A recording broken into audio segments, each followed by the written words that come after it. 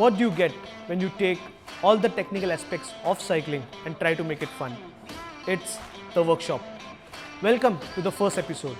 I am Kazi and I'm delighted to be your host for the first ever season of the workshop.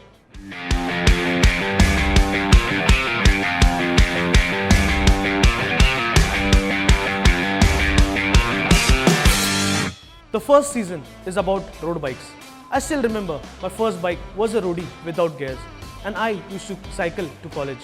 What fun days they were. Well, coming back to cycling, let's answer the most common question. Which is the best road bike?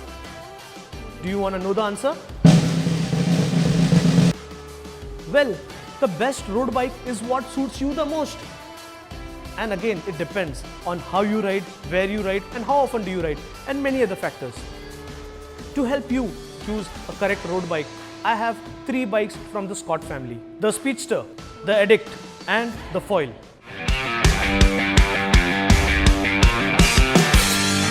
Selecting a bike comes down to 3 aspects: the frame, the drivetrain and the wheel set. Well, most likely you knew about it, but there is something crucial which no one talks about, but I will. Let's start with the frames. There are 2 platforms, aluminum alloy and carbon. This is a Scott Speedster which is on the aluminum alloy platform, and the carbon has Scott Foil and the Scott Addict. The carbon bikes are much lighter and stiffer and used by performance cyclists. Alloy frames have evolved a lot and they're getting lighter to improve performance, like the Scott Speedster. Let's talk about the geometry. Predominantly, one chooses either a endurance geometry or a race geometry. This Scott Speedster is an endurance geometry. It is good for brevages and long distance ride.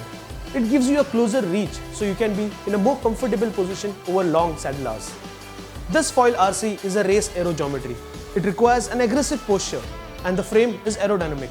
It is generally used in crit races and road races with a flat terrain. It is aero optimized. That means every part of the frame is designed to boost performance. A stiffer bottom combined with a flexible fork and seat stay gives you the perfect blend of performance and comfort over long rides. By the way, the Addict series comes with some bikes that have an endurance geometry, like the Addict SC Disc.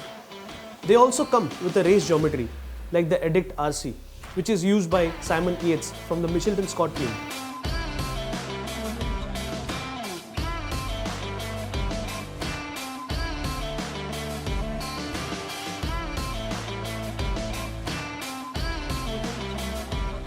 Remember I told you I'm going to talk about something which not many do?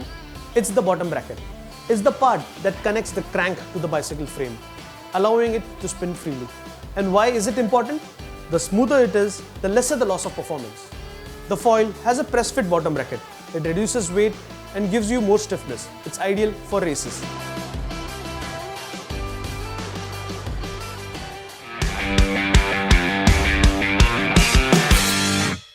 Now on to the drivetrain. A gear set and brake together combine to form the drivetrain. Usually, bikes come fitted with either a SRAM or a Shimano drivetrain. There are 2 types of gear sets, mechanical and electronic. An electronic gear set is basically a wireless system. It has faster and smoother transitions. And also it's low in maintenance and requires very minimal tuning. Mechanical on the other hand have these cables running and it doesn't require any charging. If you're looking for a performance bike, pick up a bike that has 10 or more gears. More gears means a smoother transition and you will love it on the climbs. Coming to the brakes. Until few years ago, road bikes came with rim brakes only. But now you get road bikes with disc brakes as well. Rim brakes were always lighter, but disc brakes are always safer. You can brake with a single finger. Imagine you'll get a better handling when you're coming downhill. Disc brakes have more consistent performance in all weather conditions. Also, they are more aero. That means you get more speed.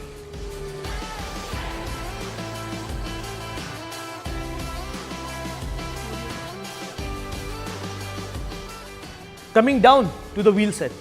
A wheel set consists of hubs, spokes, rims and tires.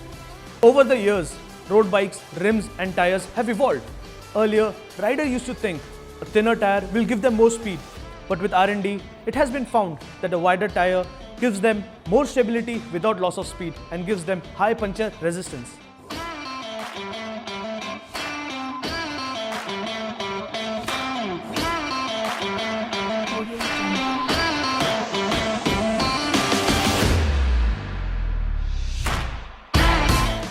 course, the weight of the bike is important, but just don't go by the weight of the bike.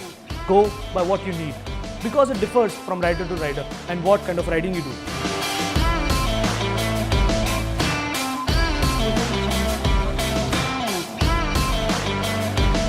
And finally, you are ready to choose the best bike for yourself.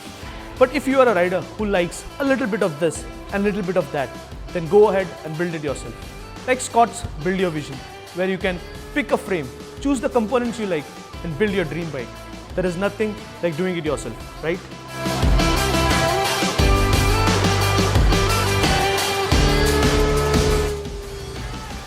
So that's it on how to find the best road cycle.